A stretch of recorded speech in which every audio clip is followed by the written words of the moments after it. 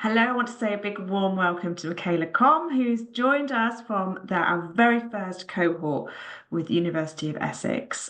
She's just completed Module 1 and she's going to tell us a little bit about her work today. But before she does that, Michaela, please tell us all about your background and what you brought you to us. Hello, so my name is Michaela. I'm a singer, songwriter, musical theater actress living in Vienna. And my background, so I studied musical theater, and after that I did a complete vocal technique course in Copenhagen for a month.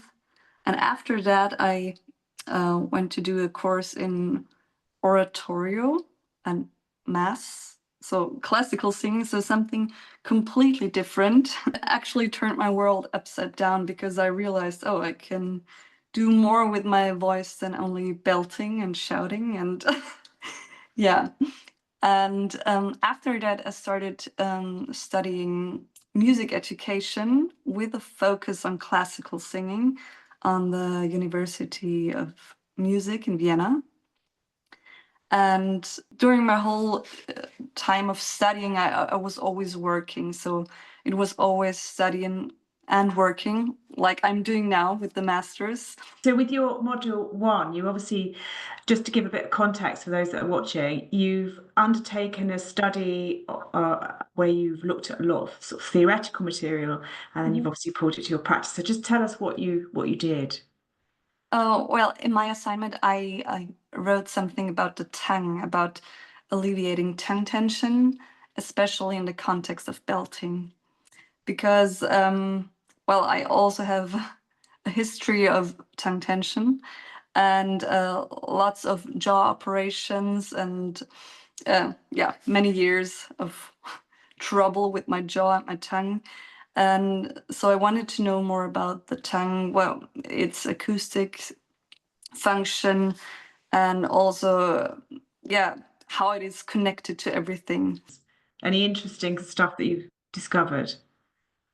Um, I discovered lots of interesting stuff, but also a little bit of, how can I say, it got me a little bit frustrated because now that I know so much, I know all the ways it can go wrong.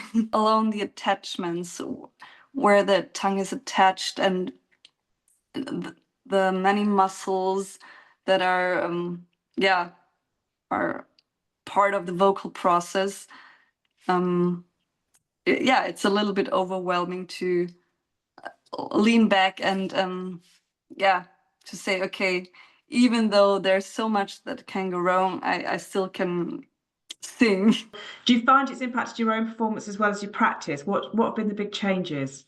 I tried many of the exercises suggested by different researchers and voice pedagogues, and they actually helped. So that was a good thing that came out of it. And I tried it with myself, but also with my students. And yeah. So in terms of your next module, then you're going to be designing a tool, a teaching resource. Are you extending this project onto this one, or are you going into a new area? I still remain in the area of belting because that's what I mostly do and what I mostly teach, or what students want to learn. But I focus on the influence of emotion on the voice and how to convey emotion, especially the emotion of anger, without straining the voice. And what's been the most exciting part of your journey so far?